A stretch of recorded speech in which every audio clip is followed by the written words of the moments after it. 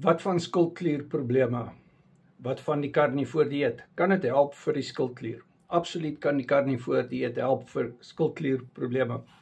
Op die bootcamps van die Carnivore en Ketowar Coaching het ons baie coaching vriende en vriendinne wat getuig hoe hulle skildklierfunksie verbeter het. Hashimoto's wat in remissie is, skildklier wat beter funksioneer.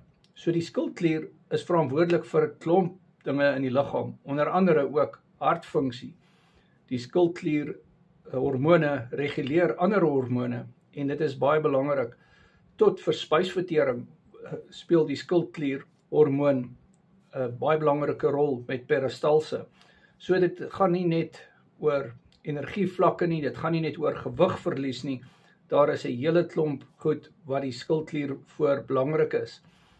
So mens moet nooit jou skildkliermedikasie net stop nie, jy moet dit altyd in samewerking met jou dokter jou medikasies aanpas. Skildklierfunksie is baie belangrik, maar dit verbeter met die karnivoor dieet.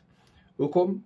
Want hormonale funksie verbeter. Jou cholesterolvlakke verbeter met die karnivoor dieet en omdat baie hormone word gemaak van cholesterol. Daar is sommige hormone wat gemaak word van proteïene, maar die karnivoor dieet is natuurlik vol proteïene. Dierlike proteïene wat ongekompliseerd is, baie biobeskikbaar en nutriëntdens is. So hoekom verbeter die hormonale funksie van die skildklier? Omdat inflammasie weggaan. En dit is een van die groot funksies wat die karnivoor dieet vir jou kan doen. Maar doen karnivoor dieet reg, want as jy karnivoor dieet verkeerd gaan doen, gaan jy nie goed doen met jou skildklierfunksie ook nie. So, WhatsApp my, Carnivore Ketowar Coaching, my nommer is in die bio.